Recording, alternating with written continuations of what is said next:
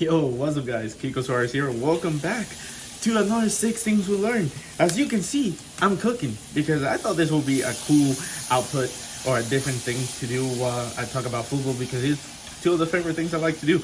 Cooking because I went to culinary school, if you didn't know that, or talking about football, which hopefully one day becomes my full-time profession. But until then, I still gotta work.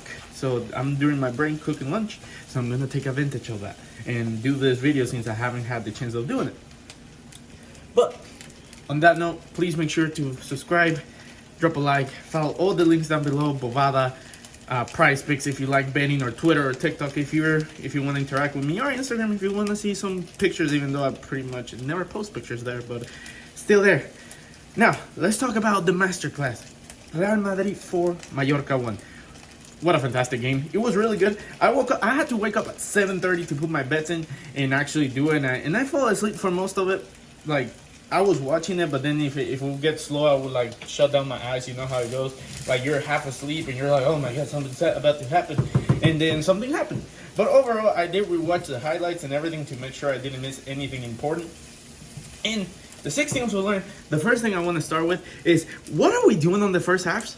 Do we even want to play in the first half? It seems like we don't care, and that's why we always like go down, or we tired, or we just give the other team a false sense of security. Because that first goal, the fact that we almost went 1-0 down on the first minute after whatever his name is, Moriki or whatever his name is, from Mallorca, had a clear chance to score, was insane.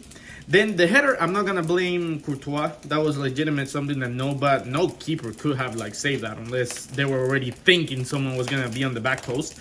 So overall, I'm not gonna be too harsh, but I don't know. Ancelotti might need to tackle that mentality, because we done it against Almeria and we done it against Mallorca, 2 teams that might be or that will be fighting for relegation. A good team like Barcelona, City, Arsenal.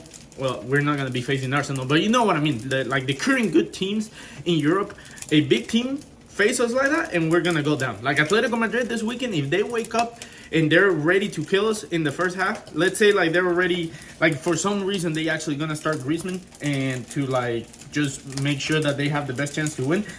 Griezmann is clocked in. He will score those chances, and we'll go down by a significant amount rather than overall like be able to wake up on the second half. So that's my first thing. I do have my notepad, so let me see what the second thing.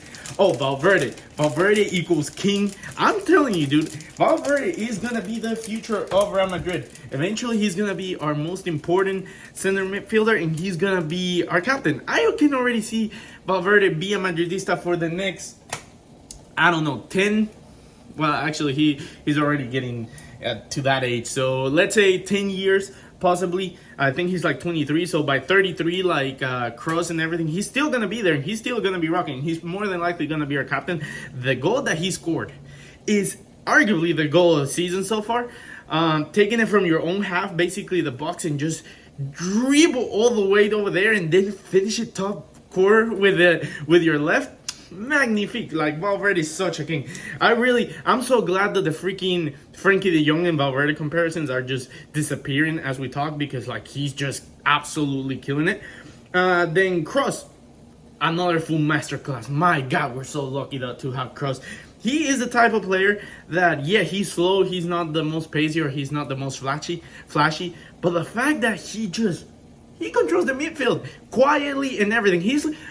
Barcelona fans, if I have any Barcelona fans watching this, by the way, great game you guys had against, I forget who you guys played against, but a 4-1, and Lewandowski and everything is scoring again. Really good game.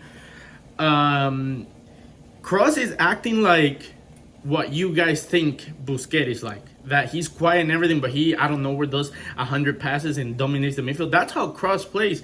And I actually wrote it down. He had 111 passes from 115. He converted 97 passes. And out of those 4 passes that he missed, one of them, or like 3 of them, were like super long passes to see what would happen. If you're wondering what the heat is freaking, I'm cooking the chicken. But yeah, freaking Kroos, absolute masterclass. Then my next point is Hazard not a false nine. Hazard, like I said multiple times, from the bench, If we can get a 75% Hazard, fantastic.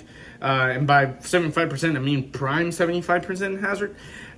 He's not a true false nine. He's a good player, and I like what I see. But overall, I'm not seeing any reason why he should start once Benzema's back. Because Benzema, his role is complete. He's more complete, and of course, Benzema is in his prime, quote unquote, while Hazard is just a role player.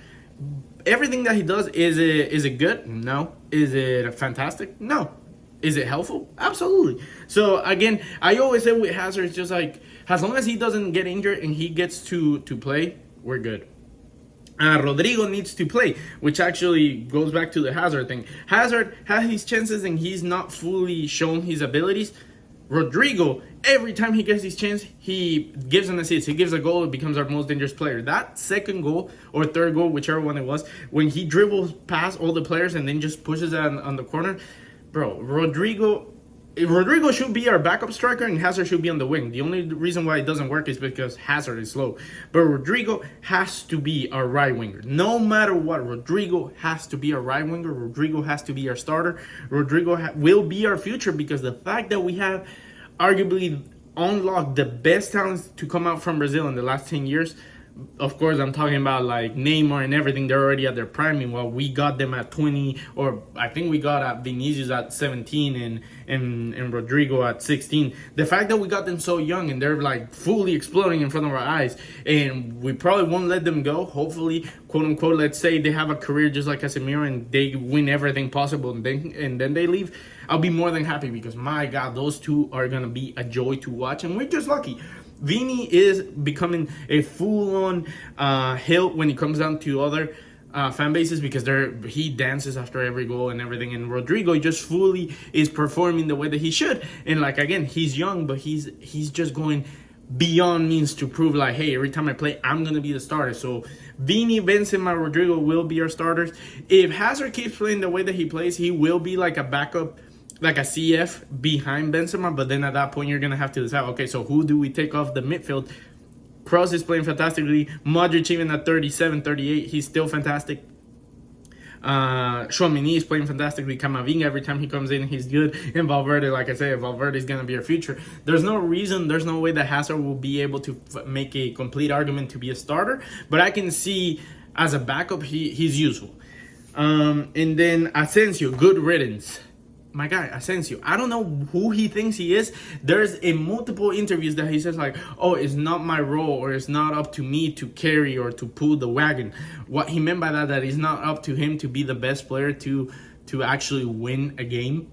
And now my guy is mad when he doesn't go in the game and he's throwing his bide or whatever the freaking thing is and like kicking the floor and everything. Like, my guy, you had chances to go to Milan to be a main guy, because they were gonna pay you really good for what the reports say. Ancelotti in Madrid told you like, hey, you're not part of the plan, so we want to sell you. You will have gone through the big door since you just won the Champions League and everyone was in good terms, and you were gonna make more money and gonna be getting more time. So the fact that you rejected all of that and now are complaining whenever you don't get time in, your own fault. Freaking Ceballos, for a starter, like, I still on the boat that Ceballos is not the quality Madrid deserves, or the quality that Madrid needs for a starter. But as a bench player, every time Ceballos in, bro, it looks like you just unleashed a bulldog that was ready to die for that shirt. And that's what we want. We want players that want to be there, not players that think that they're good enough to be there and they just gonna get a pass to play. No, essentially, like, the only thing you do is freaking score bangers, and that's about it. Meanwhile, Ceballos tries his best, and he reminds me of a freaking Iyarramendi, Xabi Alonso, that not Xabi Alonso, but you know what I mean by Iyarramendi, that they just truly try to win and be part of the team. Meanwhile, Asensio is just there just to be there. But yeah, those are the 6 things we learned from the Real Madrid for Mallorca 1. Let me know what you guys think in the comments down below. Subscribe if you're new here, drop a like, follow all my socials, and I'll see you next time. Peace.